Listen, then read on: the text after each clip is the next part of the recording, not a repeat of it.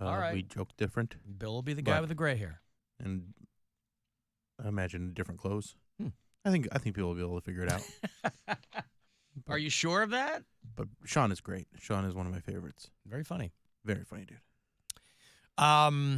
Next week on the program, I'll have passes for you to get to Monster Jam. Those are 4-packs if you dig Monster Jam. If it's been too long since you've seen Grave Digger and El Toro Loco and your favorite Monster Jam trucks, that is the 16th through the 18th of next month at the Romo Fijo.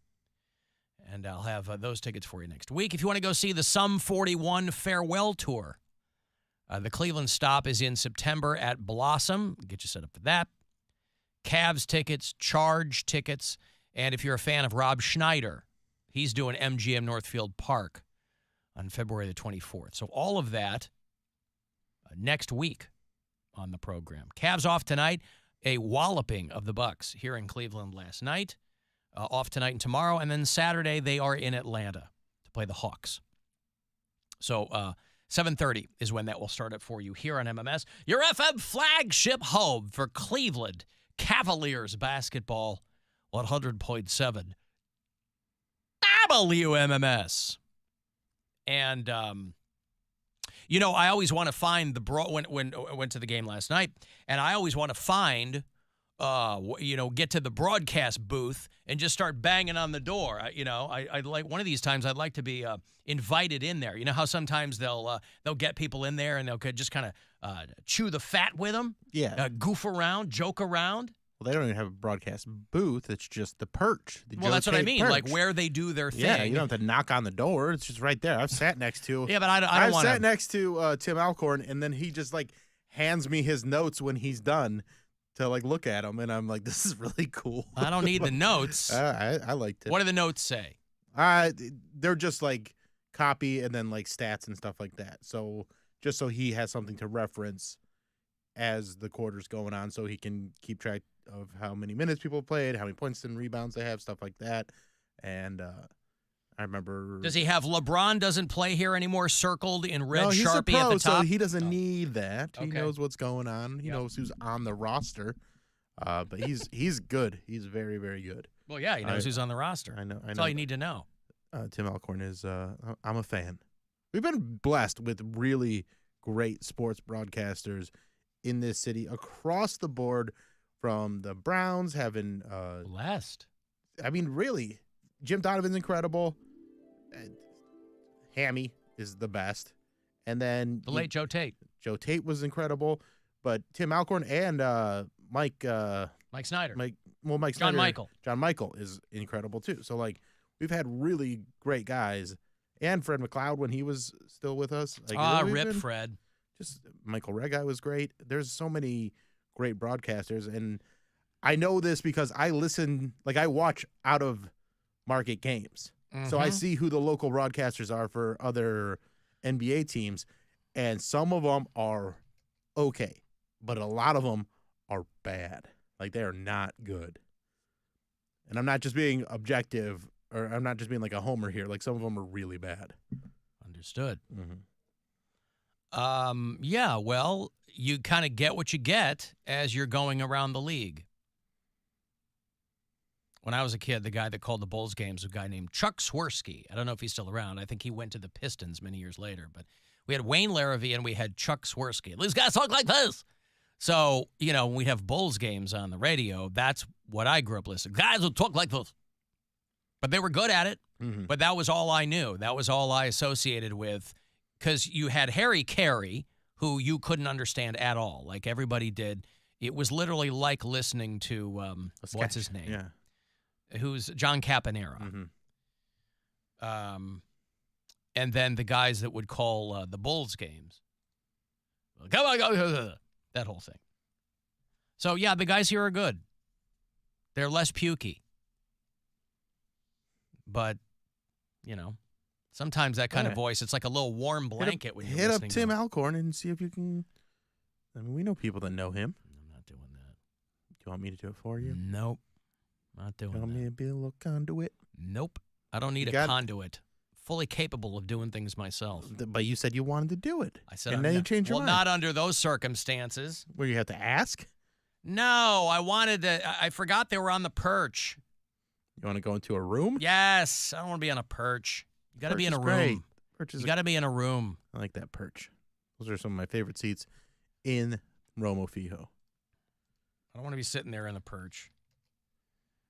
It's good enough for Jim Brockmeyer. It's good enough to be in the room. If you do listen to us on iHeartRadio, the little talkback button there, a lot of people like to leave us quick messages there. Come on, whiz bang.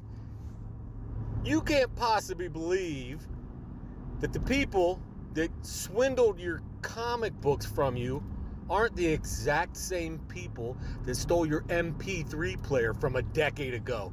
Yeah, sure, it's 2 different states, but people stealing MP3 players start out in Ohio and then swiftly graduate to comic book thieves in Florida.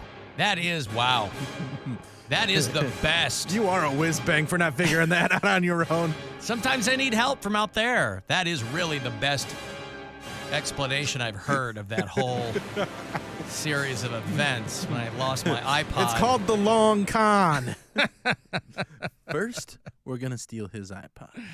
And then 10 years later. You imagine if I finally got my comics back, I open it up and my iPod is in there. But no comics? Yeah, that guy was right. He was right on top of it. Man.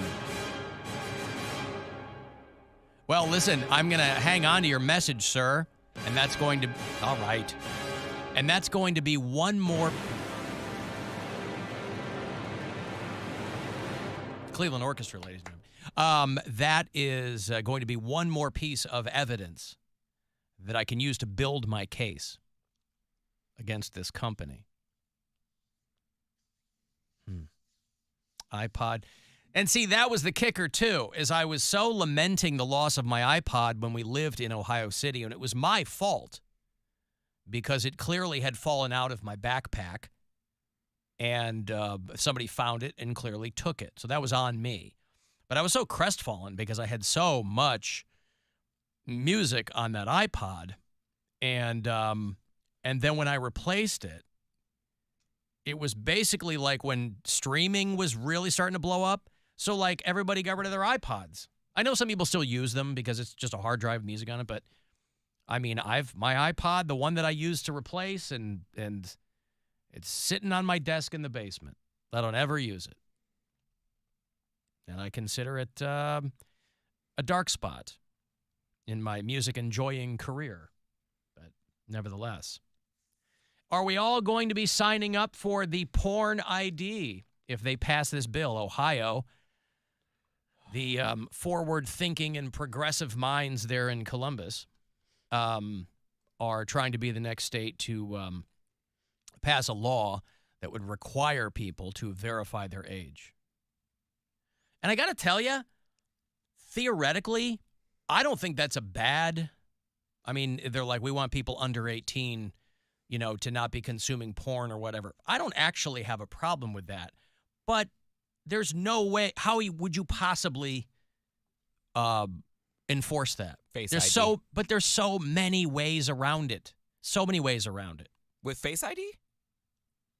They're not going to do Face ID. But they could. They could, but they're not going to do that. And, of course, the porn companies are all like, this is dangerous because it's depriving people of their privacy. I mean, where is privacy more important than in the world of people looking at porn? Yeah. Yeah, you would just click, like when I was underage looking at porn, you just click, I am 18, or you click the year, because it used to ask you. I mean, go to the website of a beer company. Are you 21? Yes, that's all I need to hear. Here's what we got on tap this month. Good job. Yep. You can't even look at a beer website unless you're 21. Correct. You got to put in your ID, or you put in your date of birth. Put in the age. Yeah. You just have to click. You just put 1/1/1929, and they go, welcome. You pick. Yeah, I have never been to a beer website, so I wouldn't know. Now this is a bipartisan bill, by the way, because it's not, out of all of the things that come out of state houses, all of the proposed litigation that can be bananas. This isn't the wildest thing to come down the pipe. You can at least understand the logic behind it. It is bipartisan. A lot of other states, it's just Republicans because of course, they hate porn.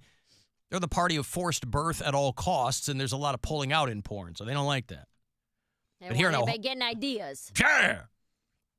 Here in Ohio, it's bipartisan. But again, there's a billion ways to get around it. So I don't know what the point would be. I think we would be the 9th state to do it. Now, and they're just modeling this bill after that. But, and all of these porn lobbying groups, they sue when these states pass these laws. They're just proposing this bill in Ohio, but there are a bunch of other states where it has become a law. The usual suspects, Utah, Louisiana, Arkansas, Mississippi, the states where they don't want anybody to have any indication as to how sex works. But they're going to try it in Ohio. So we'll see what happens there. Require ID or age. So this is where the language gets so sloppy. You need an ID or age verification service. And you can just put in a birth date. So in some states, when these companies have sued, it either gets tossed or gets blocked or gets appealed or something. This porn's big business. The company, Pornhub's traffic dropped by 80% in Louisiana. I guess they're not familiar with VPNs there yet. Well, it's a pain in the ass. So that would actually mean that they are familiar with VPNs. Why? Because it would say that you are using the website from a different state. Well, but they could still see traffic, right? They'd still see where it was coming from. No, that's the whole point of a VPN. Well, that's so. But wouldn't Pornhub still know where stuff's... Wouldn't they be able to see where it's coming from? No. The whole point of a VPN is it routes it so that... You spoof your location elsewhere. Yes. Yeah, I don't know anything about that stuff. I'm too dumb for that. I just want to watch I'm an old school porn watcher. I just want to watch it in the comfort of my own home. I like how watching it is old school. You didn't have to hide a penthouse in a stump. Yeah. What do we... No, yeah. You're too young to have ever had magazine porn. You've grown up with online pornography. Well, because if my mom was watching porn, she probably had like a lockbox or something. My mom didn't have that stuff, no. So if anything, it would be from me, and my brother would have a porn collection, and I would find it, and he would kick open my door like, "Where's my porn?" You were selling it at school. Allegedly. Allegedly. You said you were. I don't remember. Statute of limitations is up, bud. You're fine. I think you're okay. Yeah, so it wasn't... I want the FBI to kick open that door and be like, "We got him." For DVDs I sold back in 2006? Like, you got me when it was, 2007, 2008? Yeah. Yeah, no. Once a pornographer, always a pornographer. And they're like, we're not even mad that you sold them. Did you burn these? You cut out a business? It's all Japanese where they pixelate the crotch. That's no fun. Well, there's your sperm news right there. Sperm news! Way to go, Ohio. Another $1,000 right here. A chance for you to grab some money courtesy of the Buzzard Bookie. Listen closely and good luck. This is your chance to bet with the Buzzard Bookie and win $1,000 now. Enter this nationwide keyword at WMMS.com. Grand. That's grand. Enter it now at WMMS.com. A group of doctors have weighed in on how frequently people should change their underwear. Excuse me. We're talking yesterday about how people are getting frustrated in the retail side because stores, largely like places like San Francisco or places that are having, localized big problems of shoplifting. But that's, something once one store does it, they're going to start making it corporate policy or whatever. And it'll trickle down. We were talking yesterday about how a lot of places now are going to start locking up things like socks and underwear. Doctors say that if you don't change your underwear frequently enough, it could have an impact on your health. Yeah, no crap. Well, I didn't mean that. That might be the problem. That's another benefit of changing your underwear frequently. Well, and again, I think back to when you guys tell these stories that always blow me away because of how people eat. And so you talk about people who have like just bowel depleting toilet habits or hygiene, whatever. So there are probably a lot of people who aren't changing their underwear as frequently as maybe they should. Especially if you can take big sloppy dumps and still have a clean butt. But here's my question. Well, get to what they said. Did they say every day? Every day. Okay, good. All day, every day. If you don't do anything else, change your underwear. Every day. Give it a little clean wipe. And go. If that's the least you're going to do for the day. Wait, give what a clean wipe? Your privates. You said like a washcloth. The girl? I have an it. Well, so do I. I don't have more than one thing. It. Give it. I didn't know if you meant the underwear or your body. No. Gotcha. Just turn it inside out? No. Good day, too. I would swallow my pride. Turn it inside out. Oh, God. I mean, there are reversible undies out there. Are there? Why would there be? Is. Why would there be? Yeah, they all are. You like fundies where they're made of fruit roll-ups? You just eat them off somebody? And they're not as good as fruit roll-ups, by the way. I'm a person who loves like comfortable underpants, like when I sleep, and then as opposed to most people who prefer to wear wool underpants. Well, a guy told me nice you're not supposed to sleep in your underwear. You're supposed to wear like pajama pants or shorts and like no underwear. Oh, free ball when you sleep? It needs to breathe. He was like, ooh, your D's gonna be all stinky in the morning. I said, well, my D's not sweaty in the morning, so I don't know if I'm doing it wrong, but and a lot of people shower in the morning anyway, so. Well, I like wearing underwear because it's probably like a irrational fear, but like I think whatever little bugs like crawl on you and eat your dead skin while you're sleeping, I don't want it to crawl in in the hole there. So I just they're microscopic, right? Well, I still feel it's a peace of mind that my privates are covered. I'm the same way though, not because of like a weird bug thing. I can even if I'm like alone in a hotel with locked doors, I cannot sleep comfortably without at least a t-shirt and underwear on. At very, very least. Like I said this yesterday, I like to sleep in clothes. Yeah, because you don't want anybody with nefarious intent zeroing in on you from the snail trail. It's not even that. Like even if I'm at home. Just what you're used to. I don't like being naked in bed. You don't like being bottomless in bed? Not without underwear on, no. That's the I feel best. like Naked in bed is is just the out best. and everything's I don't know. It's just it makes me uncomfortable. Well, this doctor says it might seem obvious to a lot of people, but it is also not obvious to a lot of other people. That makes sense. Change your underwear every day. I think that's usually how math works out, too. A lot of people know this, but a lot of people also don't know this. I don't know. I kind of like the vast minority does not know. Vast minority.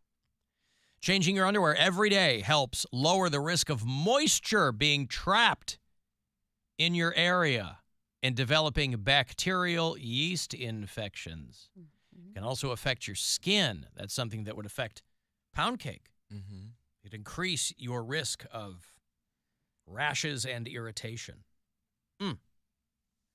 There's nothing better than sleeping naked. It is the disagree. best. Well, I don't like it all flopping around. Yeah, I'm the same way. Like I got a lot, and it's uncomfortable. Yeah, but Mary, you're not flopping around. Poundcake and I are flopping around. Your boobs are out? You're wearing a bra to bed? No, but I wear a shirt. Yeah, but that's not going to keep you from flopping around. But it won't be out. Oh, well, you said flopping.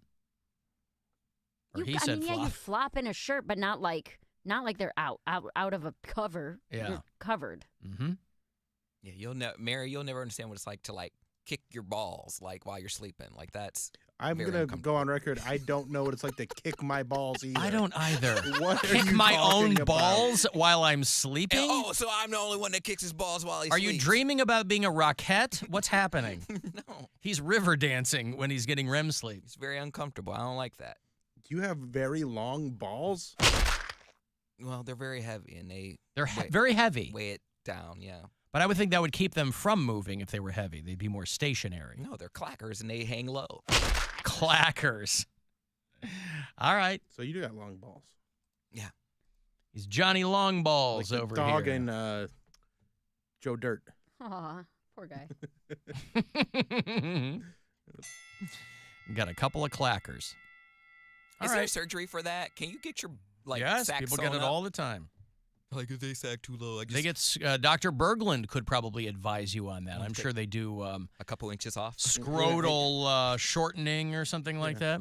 Could you imagine telling people like I know everyone's not as open nip as and me, tuck. but like if you're at work and you're like, guys, I need this day off. I'm having surgery. Like, oh my God, what's wrong? Like, oh, I'm getting my scrotal replacement surgery, or just like Not replace. It's called scrotoplasty. scrotal. A scrotal lift. Yeah, I'll be right back. Like it'll be quick recovery, couple days max. I would film it if I had to get something like that. I would totally film it.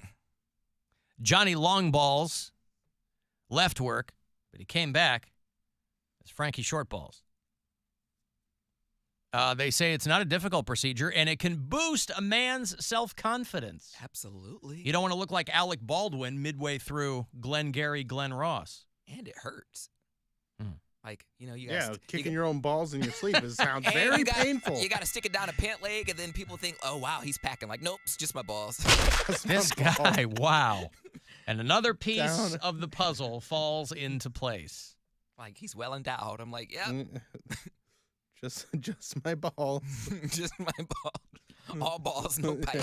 And both or just one? 12 inches of sack. Some people might be into that. Mm-hmm. We're playing them Saturday night. 12 inches of sack. Yeah. On our metal show. I'll break here. If you want to send a text for anything, 35192. You can watch the show live if you